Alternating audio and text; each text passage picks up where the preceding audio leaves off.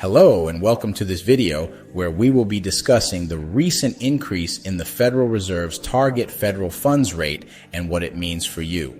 The Federal Reserve raised the target federal funds rate by a modest 0.25 percentage points on Wednesday after nearly 2 weeks of turmoil in the financial industry. This marks the 9th consecutive increase in 1 year since the central bank began the current rate-raising cycle to combat rising prices.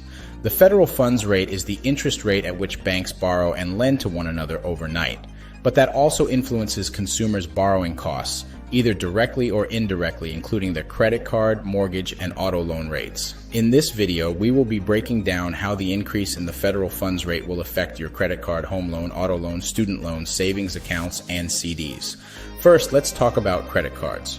Since most credit cards have a variable rate, there's a direct connection to the Fed's benchmark. As the federal funds rate rises, the prime rate does as well, and your credit card rate follows suit within 1 or 2 billing cycles. Credit card annual percentage rates are now over 20% on average, up from 16.3% a year ago. If you have credit card debt, consider consolidating and paying off a high-interest revolving balance with a lower-interest personal loan. Next up, home loans.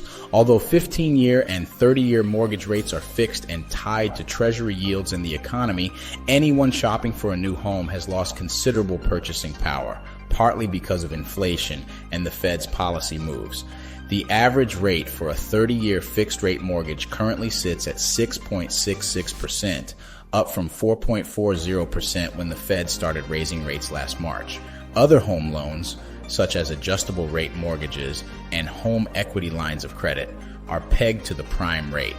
If you're looking to buy a home, consider shopping around for additional rate quotes to save up to $1,200 annually. Moving on to auto loans. Even though auto loans are fixed, payments are getting bigger because the price for all cars is rising along with the interest rates on new loans. The average interest rate on a 5-year new car loan is now 6.48%, up from 4% 1 year ago. If you're planning on buying a car, experts suggest that consumers with higher credit scores may be able to secure better loan terms or look to some used car models for better deals. For those with student loans, federal student loan rates are also fixed, so most borrowers won't be immediately affected by a rate hike.